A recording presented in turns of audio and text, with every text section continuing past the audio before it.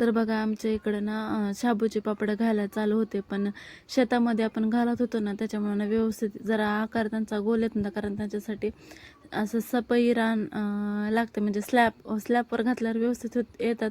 पण आता कुठून आणायचं स्लॅब, मग म्हटलं चला आहे तसं मग जरा व्यवस्थित म्हणजे खमंग झालेत खायला, पण आता आकार व्यवस्थित येतो. मग आपल्याला काय घरीच खायचं, आपल्याला थोडे ना रोखवतात द्यायचे, तर चला मग कसं तर करूयात. मग करत होतो.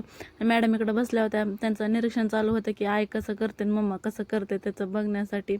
तर त्यानंतर सगळं घालून वगैरे झालं होतं आणि आम्ही गेलो होतो लातूरला, थोडंफार काही काम होतं, ते काम वगैरे करून घेतलं. त्यानंतर गेलो होतो आम्ही घरी आंटीकडं, म्हणजे अंकल आंटीकडे आम्ही गेलेलो होतो. ते बघा कसा टी व्ही पुढे जाऊन बसलेला आहे आणि आमचं इकडं मस्त बसून आईस्क्रीम वगैरे खाणं चालू होतं, थंडगार असं काही. आणि मग आमची मस्ती तर आपली चालूच असे जायला ते. तर मग आता सानूला अजून 2 छोटे मामा भेटले होते, त्या 2 मामाकडे पण गेले होते. त्यानंतर मग मस्त असा नाश्ता आणलेला होता आंटीने, इडली सांबर चटणी सर्व काय होतं, इतकं छान मस्त झालेला होता, एक नंबर नाश्ता. सानूनं पण खाल्ला होता, खूप एन्जॉय केला. तिला पण लेकरांसोबत खेळायला आवडतं, पण तिने माझ्या अंकलांना खूप भीती बरं का, काय माहिती का बरं. आणि ह्याचं बघा ना पहिल्यापासून ना टी व्हीमध्येच घुसलेला असतो, ती जेव्हा बघाल तेव्हा ना असं मानसिकीकडे असं ते पार टी व्ही पुढे जाऊन बसलेला असतो, जसं काय त्याला लांबून टी व्ही दिसणारच नाही. आणि इकडे बघा लेकरांचा असं काय धिंगाणा चालू होता.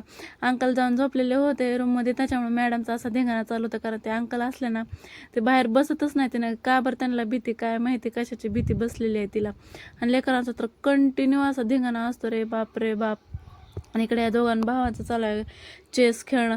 कोण जिंकलं कोण नाही जिंकलं तर काहीच माहीत नाही, कारण ना सानून शेवटी ह्यांचा सगळा खेळ मोडलेला होता, सगळं पाडून टाकलेलं होतं खाली.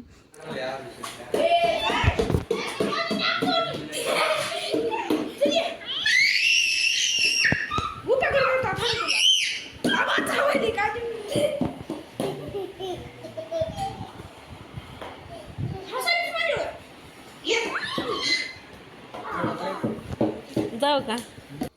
तर असा काही त्यांचा धिंगाणा होता, नुसता आरडा आणि ओरडा. आणि त्यानंतर आम्ही निघालेलो होतो घरी जाण्यासाठी. तर चला, कसा वाटला व्हिडिओला, आवडला असेल